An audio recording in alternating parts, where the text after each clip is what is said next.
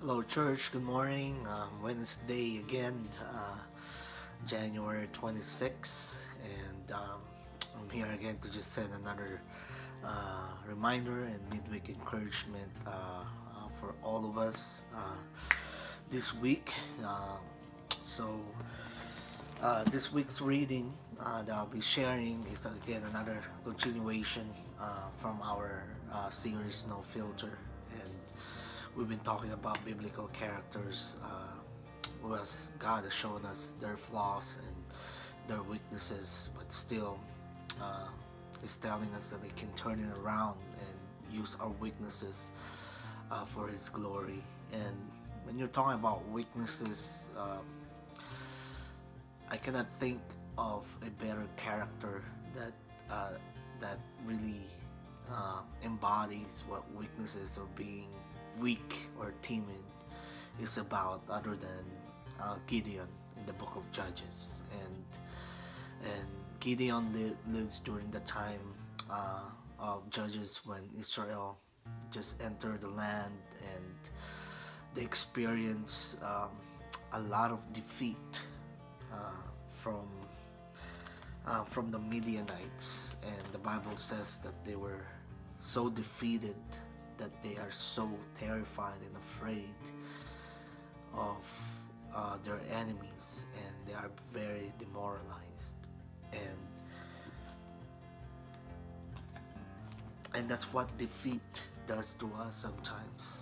When we experience defeat and we are not able to recover from that feeling of defeat, it just brings us down to the point that we become so timid, and we become so afraid of trying again and going out and fighting again. And that's what happened to Gideon. And one of the verses that really stood out to me in this story can be found um,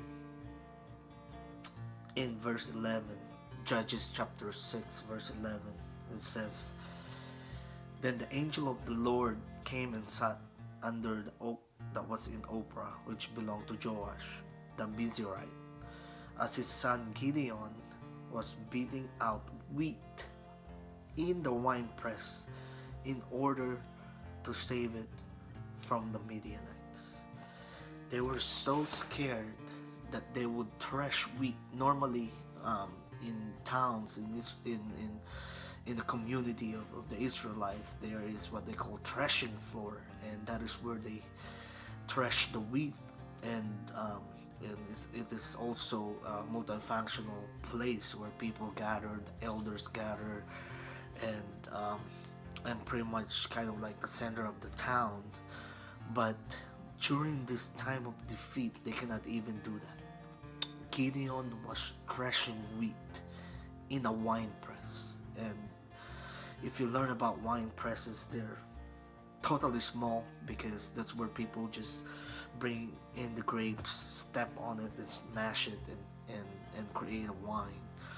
And so pretty much Gideon settled with just this small place where it's not really for threshing wheat, it's for wine pressing.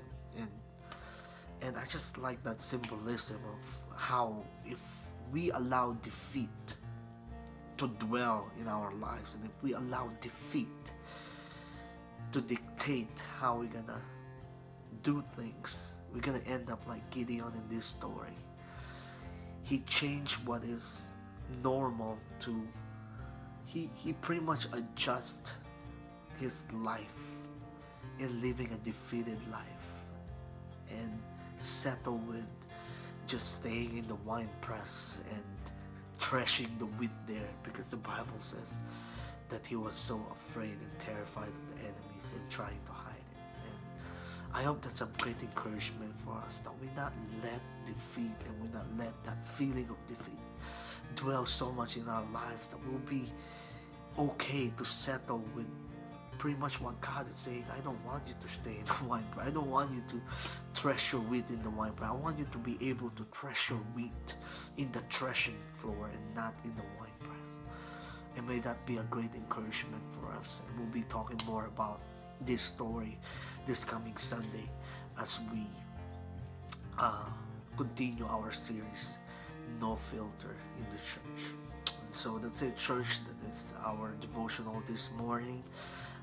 For all the women's, we have a women's fellowship coming up this Saturday already. 7:30 a.m. Meet up at church, and we're all going to Mission Bay Park for Fresh Start Women's Fellowship this coming Saturday. I hope you all be there and support our women's ministry. God bless, church, and I wish you all a blessed week in Christ. Hope to see you all this Sunday, and also see you women's this Saturday. God bless. Love you all.